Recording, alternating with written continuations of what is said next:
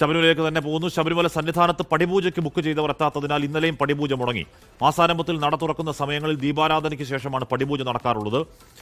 വഴിപാട് സ്ലോട്ട് മറച്ചു വിൽക്കുന്നുണ്ടോ എന്നറിയാൻ വിജിലൻസിന്റെ പരിശോധന ശക്തവുമാണ്.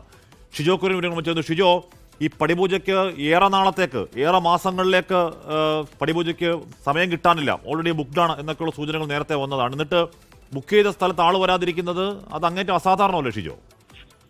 ഹാഷ്മി, തീർത്തും അസാധാരണമായിട്ടുള്ള ചില സംഭവ വികാസങ്ങൾ തന്നെയാണ് ഈ അടുത്ത കാലത്തായിട്ട് ശബരിമല സന്നിധാനവുമായി ബന്ധപ്പെട്ടുകൊണ്ട് ഉണ്ടാകുന്നത്. അതുമായി ബന്ധപ്പെട്ടുള്ള വിവരങ്ങൾ പുറത്തു വരുമ്പോൾ കൂടുതൽ ഞെട്ടിക്കുന്ന കാര്യങ്ങൾ കൂടി അതിന്റെ ഭാഗമായിട്ടുണ്ടാകുന്നു എന്നുള്ളതാണ് ഏറ്റവും എടുത്തു പറയേണ്ട ഒരു വസ്തുത. അതായത് 2040 വരെ ശബരിമല സന്നിധാനത്ത് പടിപൂജയുമായി ബന്ധപ്പെട്ടുകൊണ്ട് യാതൊരു വിധത്തിലുമുള്ള ബുക്കിംഗ് സ്ലോട്ടുകൾ ഇല്ല എന്നുള്ള കാര്യങ്ങൾ ഈ പറയുന്ന ദേവസ്വം ബോർഡും അതുപോലെ തന്നെ വിജിലൻസും ബന്ധപ്പെട്ട ആളുകളെയൊക്കെ അറിയിക്കുകയൊക്കെ ചെയ്തിട്ടുണ്ട്.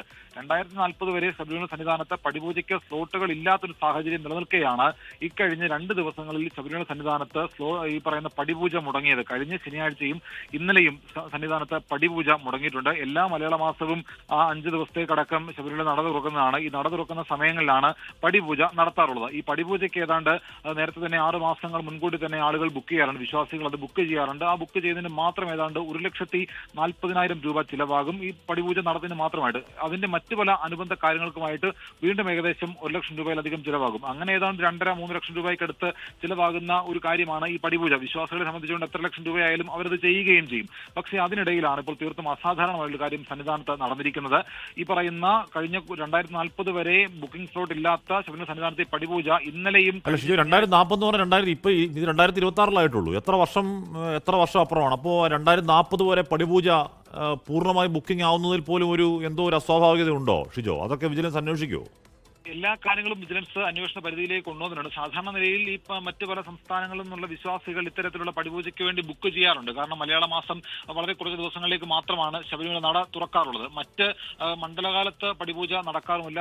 ഭക്തജന ബാഹുല്യം കാരണം ആ സമയങ്ങളിൽ പടിപൂജ നടക്കാത്തതാണ്. പക്ഷേ ഈ പറയുന്ന മലയാള മാസം നട തുറക്കുന്ന സമയത്ത് വളരെ കുറച്ച് ദിവസങ്ങൾ മാത്രമേ ഉള്ളതുകൊണ്ട് കൂടിയാണ് ഇങ്ങനെ ദീർഘനാളത്തേക്ക് കൂടി ആളുകൾ മുൻകൂട്ടി ബുക്ക് ചെയ്ത് വെക്കുന്നത്. പക്ഷേ ബുക്ക് ചെയ്യുന്ന ആളുകൾ വന്ന് തന്നെ ഈ പടിപൂജ നടത്തുക എന്നുള്ളതാണ് ചെയ്യേണ്ടത്. അപ്പോൾ അതിനിടയിലാണ് 2 ദിവസങ്ങളിലായിട്ട് പടിപൂജ മുടങ്ങുന്ന ഒരു സാഹചര്യം സന്നിധാനത്ത് ഉണ്ടായിട്ടുള്ളത്. കാരണം ഇതിനകത്ത് വിജിലൻസിന്റെ ഒരു അന്വേഷണം നടക്കുകയാണ്. ഏകദേശം 1.5 ലക്ഷത്തോളം രൂപ ചെലവ് വരുന്ന ഈ പടിപൂജയ്ക്ക് ബുക്ക് ചെയ്ത ആൾ തന്നെ നേരിട്ട് വരണം എന്നുള്ളതാണ് ചട്ടം. അത് പ്രകാരം ഈ ബുക്ക് ചെയ്ത ആൾ ഒന്നുകിൽ അച്ഛനോ മകനോ അവരുമായി ബന്ധപ്പെട്ടായിട്ടും അടുത്ത് നിൽക്കുന്ന റിലേഷനുള്ള ആളുകളോ തന്നെ ഈ പടിപൂജയ്ക്ക് വേണ്ടി വരണം. ബുക്ക് ചെയ്ത ആളുടെ എല്ലാ വിലാസങ്ങളും വിജിലൻസ് വളരെ കൃത്യമായിട്ട് അന്വേഷിച്ച് കണ്ടെത്തി പരിശോധിച്ചതിന് ശേഷം മാത്രമാണ് ഈ പടിപൂജയ്ക്ക് വേണ്ടി സന്നിധാനത്തേക്ക് കടത്തിവിടാറ്. എന്നാൽ ഈ കഴിഞ്ഞ ദിവസങ്ങളിൽ സന്നിധാനത്ത് ഇങ്ങനെ ഇതുമായി ബന്ധപ്പെട്ടുകൊണ്ട് പരിശോധന നടത്തുന്നതിനിടയിലേക്കാണ് ഇപ്പോൾ 2 ദിവസങ്ങളിൽ ഈ ബുക്ക് ചെയ്ത ആളുകൾ വരാത്ത ഒരു സാഹചര്യം ഉണ്ടായിട്ടുള്ളത്. അതുമായി ബന്ധപ്പെട്ടുകൊണ്ട് വിജിലൻസിന്റെ പരിശോധന നടക്കുന്നതിനിടയിലേക്ക് ഇവർ വരാത്തൊരു സാഹചര്യത്തെ തീർത്തും അസാധാരണമായിട്ടാണ് വിജിലൻസ് കാണുന്നത്. കാരണം ഇവർ വരാത്തൊരു സാഹചര്യം, ബുക്ക് ചെയ്ത ആളുകൾ വരാതെ ആ സമയം ആ സ്ലോട്ട് മറ്റൊരാൾക്ക് മറിച്ചു വിൽക്കുന്നത്, കൂടുതൽ തുകയ്ക്ക്, ഇരട്ടി തുകയ്ക്ക്